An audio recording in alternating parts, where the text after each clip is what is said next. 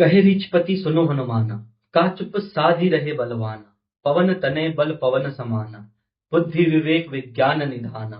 कवन सुकाज कठिन जग माही, जो नहीं होए तात तुम पाही।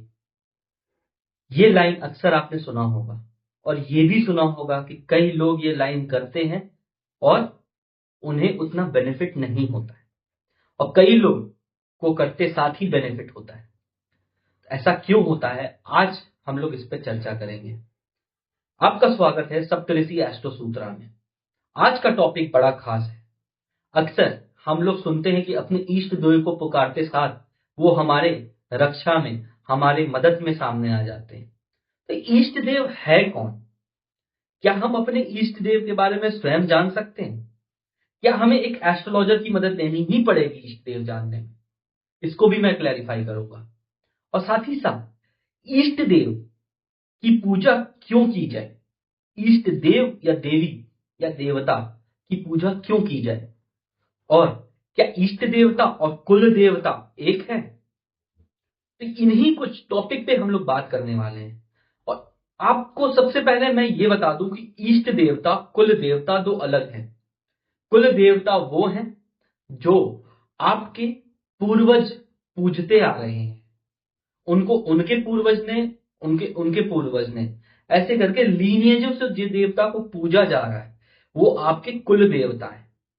कुल देवता का पूजा भी उतना ही अति महत्वपूर्ण है जितना इष्ट देवता का, क्योंकि इष्ट देवता आपको पर्टिकुलर आपके अपने प्रॉब्लम में हेल्प करेंगे, बट कुल देवता वो पूरे कुल के देवता है।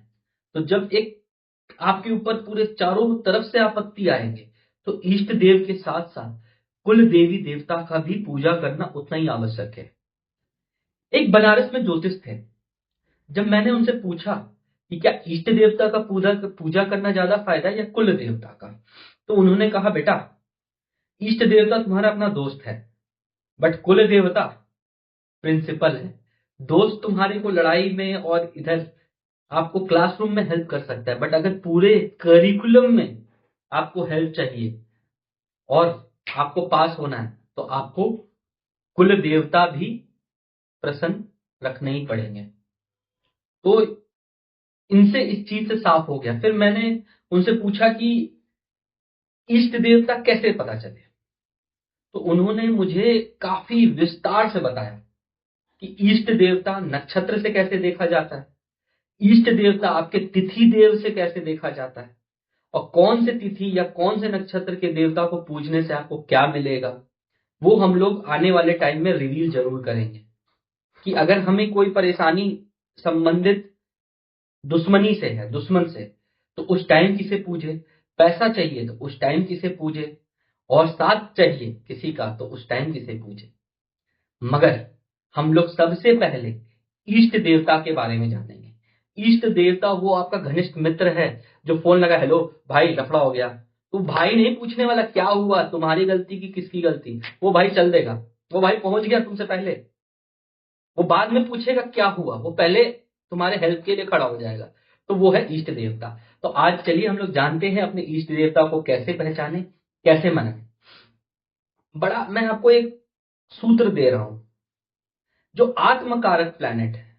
अब आत्मकारक कौन है? जो नहीं जानते एस्ट्रोलॉजी, वो ये देख ले कि आपके जो कुंडली बनता है उसमें जो हाईएस्ट डिग्री 30 डिग्री तक एक प्लैनेट जा सकता है। तो जो हाईएस्ट डिग्री है वो 29, 29.30 या 28, 27, 25, 26, जो भी हाईएस्ट डिग्री है आपके प्लैनेट में, वो आपका आत्मकारक प्लैनेट है। अब उसके साथ साथ नवांश कुंडली बनता है, D9 जिसे कहते हैं, वो आत्मकारक प्लैनेट को नवांश में ले जाइए। D9 में वो कहां विस्थापित है, कहां स्थापित है, किस घर में स्थापित है, वो आपको काराकांश कहते हैं। इस पे आपको के राव सर का बहुत ही अच्छा रिसर्च मिलेगा कि कारकांश और क्या कुछ देख सकते हैं, बट यहां हम लोग इसे सीमित रखेंगे अपने इष्ट देव पे। तो इष्ट देव, अब जो काराकांश का आपको प्लैनेट का जगह मिल गया, काराकांश से जो 12th होता है वो आपका मोक्ष स्थान होता है, मोक्षदायिनी, मोक्ष स्थान। तो आपको ये देखना है कि D9 में काराकांश से 12th में कौन सा आपका राशि है या प्लैनेट है। अब यहां 3-4 सिनेरियो हो सकता है। एक कि आपका कारकाम से 12th में कोई प्लैनेट नहीं, सिर्फ और सिर्फ राशि है। तो उस राशि को पकड़िए, उसके लॉर्ड को देख लीजिए, उसके लॉर्ड से जो आपको डेटी मिलेंगे वो डेटी आपके इष्ट देव हुए। अभी रुकिए, जाने का नहीं है, इतना में नहीं होना, अब इसमें बहुत ही पेचीदा है। ठीक है, कोई क्यों? क्योंकि कोई खड़े हनुमान जी को पूछता है, कोई बैठे को पूछता है, कोई पंचमुखी हनुमान जी को पूछता है, कोई लेटे हनुमान जी जो इलाहाबाद में है, बड़े हनुमान जी, उनको पूजता है। तो कहते हैं ना कि हनुमान जी का पूजा हम सदियों से करा रहे हैं, बट जहां इलाहाबाद पहुंचे और नसीब चेंज, और ये हमारे पिताजी के साथ हुआ है। ठीक है, वो जिस वक्त उस हनुमान जी के द्वार पे कदम रखे, उन्होंने कुछ ऐसा उनके जीवन में घटी कि मैं पर्सनली जानता हूं, हमारे परिवार जानते हैं। तो अब जानना है कि कैसे देखे कि आपका देवता है या देवी है। हो सकता है मंगल है, बट मंगल में वो फीमेल साइन में बैठ गए, तो वो देवी हो जाएंगे, हनुमान जी नहीं हुए फिर। अब वो खड़े हैं, बैठे हैं, सौम्य हैं, उग्र हैं, उसका जवाब हम लोग खोजते हैं। तो मैंने अब वही बनारस के पंडित जी से पूछा कि पंडित जी आप तो बड़ा विद्या में डाल दिए। तो मुस्कुराते हुए कहे, बेटा सुनो, पहले पूरा वीडियो सुन के जाइएगा, जैसे पूरा मैंने उनका सुना, तब जाके मुझे क्लैरिटी मिला। ठीक है, अक्सर 5th हाउस से लोग देखते हैं इष्ट देवता, बट क्या वो सही है? वो सवाल आप पे छोड़ते हैं। चलिए, मैं किसी को सही गलत ठहराने को यहां नहीं बैठा हूं, मुझे जो पता है वो शेयर कर रहा हूं। तो कराकाम से 12वां घर का राशि देख लीजिए, उसके लॉर्ड पकड़ लीजिए, वो आपके इष्ट देवता हुए। अब हमें खोजना है हमारे इष्ट देवता देवी हैं या देव हैं, मेल है या फीमेल है। तो जब ऑड साइन में आपका वो राशि बैठे मिलेंगे, या फिर 12th से जो कारकाम्स है वो ऑड साइन है, तो आपको मेल डेटी मिलेंगे, और इवन साइन है तो वो फीमेल डेटी मिलेंगे। अब याद रखिएगा, एक चीज ध्यान दीजिएगा, ये काराकाम से 12th को देखना है कि साइन ऑड है या इवन है। अगर मान लीजिए वो खाली है और प्लैनेट कहीं और बैठा है, तो वो साइन को नहीं, काराकाम से 12th में देखना है ऑड है या इवन साइन है। अब आगे बढ़ते, क्या कि वो उग्र हैं या सौम्य हैं? तो बड़ा आसान है, अगर साइन बेनिफिक है और साइन बेनिफिक है आपके, तो वो सौम्य शांत होंगे या शांत होंगी देवी।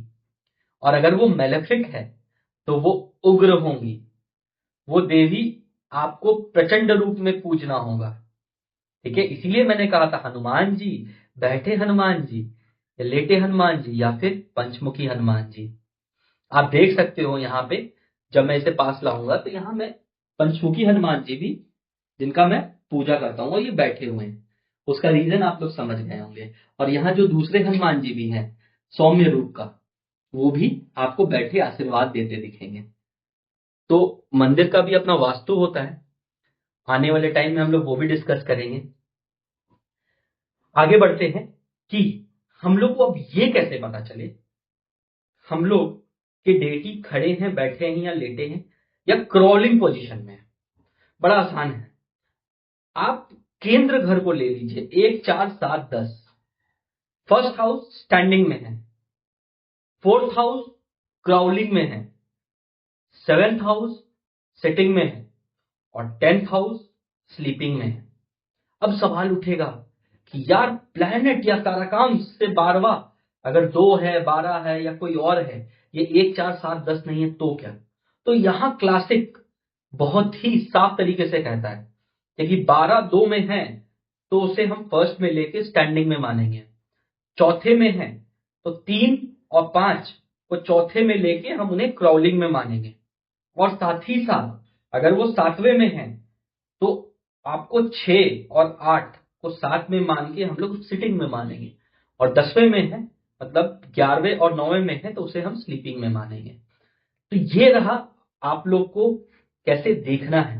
अब डाइटी क्या है इसके लिए, क्योंकि इस काफी डाइटी को फाइंड करना काफी पेचीदा चीज है, हर चार्ट के लिए एक अलग डाइटी आती है, या मेल हो चाहे फीमेल हो। तो आप लोग कमेंट करिए, जहां तक मुझसे बन पड़े हम आपको रिप्लाई देंगे, और साथ ही साथ कोशिश करेंगे कि हम लोग सब अपने इष्ट देवी और देवता को जान पाए, और इष्ट देवता का पूजा करने से आपको जो फल प्राप्ति होता है वो त्वरित होता है, वो आपके रक्षा में तुरंत आते हैं, वो टाइम नहीं लगाते, वो वेट नहीं करते कि एप्लीकेशन दे दो देखते हैं, ना ना, तुम यहाँ फोन सोचे हो और वो आ गए आपके पास। बट इनका पूजा रेगुलर करना पड़ेगा, इनका पूजा एक पर्टिकुलर पद्धति से करना पड़ता है, ठीक है। और पूजा नहीं कर सकते इनका, सिर्फ मन से साधना भी करें आप डेली, पूजा पाठ सबके बस का नहीं, अगर मन से साधना भी करें डेली तो आपके इष्ट आपसे प्रसन्न रहेंगे। तो हर देवी देवता को प्रसन्न करने का अपना तरीका है। आपसे विनती करता हूं कि ये वीडियो आप लोग जरूर से जरूर सबको शेयर करिए, ताकि सब अपने इष्ट देवी देवता को जान पाए, और साथ ही साथ हमें पे प्यार बनाए रखिए। आगे चल के हम लोग कोशिश करेंगे कुल देवी देवता और ग्राम देवी देवता कैसे देखा जाता है, ये भी हम लोग देखेंगे। धन्यवाद। जय श्री राम।